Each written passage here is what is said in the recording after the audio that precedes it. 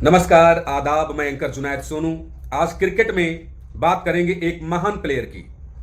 बात करेंगे उस प्लेयर की जिनको मैं हमेशा अपना आदर्श मानता रहा हूं। इनके लिए केवल एक ही शब्द है और वो शब्द है महानतम। नाम ग्लेन मैकग्रा, एक मशीनी गेंदबाज जिसने रफ्तार के गुरूर को अपनी सटीकता से घुटनों पर ला दिया।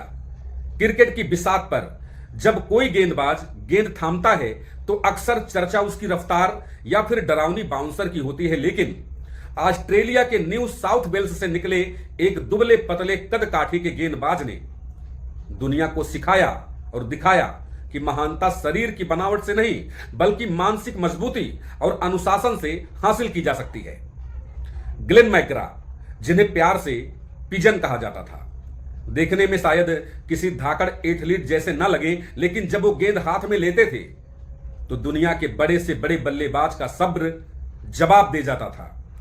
मैकग्रा के पास शोएब अख्तर जैसी बिजली की रफ्तार नहीं थी और ना ही पाकिस्तानी गेंदबाज वसीम अकरम जैसी जादुई स्विंग थी, फिर भी उनके पास 563 टेस्ट विकेट दर्ज हैं। उनका सबसे बड़ा हथियार था एक ही टप्पे पर लगातार गेंद फेंकने का, वो भी जिसको रोबोटिक कला कहा जाता है। आप स्टंप के ठीक बाहर की वो फोर्थ स्टंप लाइन, जहां मैकग्रा जब तक गेंद डालते रहते थे तब तक बल्लेबाज अपनी एकाग्रता खो करके विकेट तोहफे में ना दे दे। शेन वार्न के साथ उनकी जोड़ी ने मिलकर उस दौर की ऑस्ट्रेलियाई टीम को अजेय बना दिया था, जो मैदान पर उतरने से पहले ही विपक्षी टीम को मानसिक रूप से हरा चुकी होती थी। एक तरफ मैकग्रा है, दूसरी तरफ शेन वार्न। मैकग्रा का सफर महज 8 फर्स्ट क्लास मैचों से शुरू होकर के पर्थ की उछाल भरी पिचों तक पहुंचा। 1993 में डेब्यू करने के बाद उन्होंने कभी पीछे मुड़ करके नहीं देखा। 1995 यानी 1995 के वेस्ट इंडीज दौरे पर जब उन्होंने 17 विकेट झटके, तब दुनिया को समझ में आया कि ऑस्ट्रेलियाई गेंदबाज का नया बॉस आ चुका है। उनकी महानता का असली इम्तिहान हमेशा एशेज में होता था, जहां इंग्लैंड के लिए वो किसी बुरे सपने की तरह दिखते थे। लॉर्ड्स के ऐतिहासिक मैदान पर 38 रन देकर के 8 विकेट लेने का उनका वो स्पेल आज भी क्रिकेट की किताबों में सुनहरे अक्षरों में दर्ज है और सुनहरे अक्षरों में दिखाई देता है। एक चैंपियन की पहचान सिर्फ उसकी जीत से नहीं बल्कि उसकी वापसी से होती है। साल 2005 की एशेज में चोटिल होने के कारण ऑस्ट्रेलिया को सीरीज गंवानी पड़ी, लेकिन मैकग्रा ने हार नहीं मानी। 2006 और 2007 में उन्होंने इंग्लैंड का 5-0 से व्हाइट वॉश करके उस हार का हिसाब चुकता कर दिया था। अपने टेस्ट कैरियर की आखिरी गेंद पर विकेट लेना और उसी साल 2007 के वर्ल्ड कप में सबसे ज्यादा विकेट चटका करके अपनी टीम को हैट्रिक चैंपियन बनाना, यह किसी फिल्मी क्लाइमैक्स से कम नहीं था। उनकी और सचिन तेंदुलकर की टक्कर आज भी क्रिकेट फैंस के जहन में ताजा है। जो उस समय के हैं वो लोग जानते हैं। मैदान के बाहर ग्लेन मैकग्रा एक अलग ही जंग लड़ रहे थे। अपनी पत्नी जेन मैकग्रा को ब्रेस्ट कैंसर के हाथों खोने के बाद उन्होंने मैकग्रा फाउंडेशन की शुरुआत की, ताकि कोई और परिवार इस दर्द से न गुजरे, कोई ब्रेस्ट कैंसर से न मरे।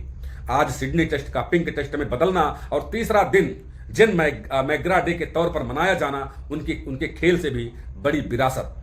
आज वो MRF पेस फाउंडेशन में अगली पीढ़ी के गेंदबाजों को तराश रहे हैं और कमेंट्री बॉक्स में बैठकर अपनी टीम पर उसी अटूट विश्वास के साथ अपनी राय हमेशा से रखते हैं, जिसने उन्हें महान बनाया था। उस बातों को रखते हैं। एक ऐसा खिलाड़ी जिसने अपनी सीमाओं को ही अपनी ताकत बना लिया और रफ्तार के इस खेल में सटीकता का परचम लहराया, उसे सलाम तो बनता है।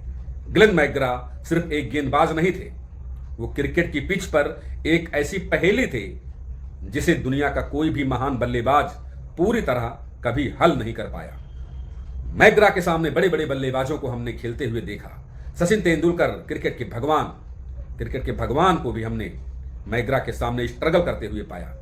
दुनिया का कोई भी बल्लेबाज मैकग्रा के सामने सहज महसूस नहीं करता था। वो असहज ही रहता था कि कब बल्ले का बाहरी किनारा लग जाए और कब विकेट के पीछे हम कैच थमा बैठे।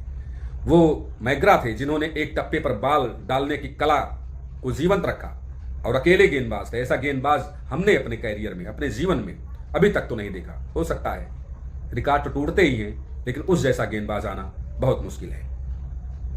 तमाम लीजेंडरी के मैं उन सभी के प्रदर्शन को आप सभी तक पहुंचाने का कार्य करता हूं। जो भी जिन खिलाड़ियों ने अच्छा प्रदर्शन किया या क्रिकेट में जो भी अच्छी बातें होती हैं उनको आप सब तक पहुंचाने का प्रयास करता हूं। तो निवेदन आप सभी लोगों से है कि वीडियो को आप लोग शेयर करेंगे और लोगों तक पहुंचेगा तो अच्छा लगेगा।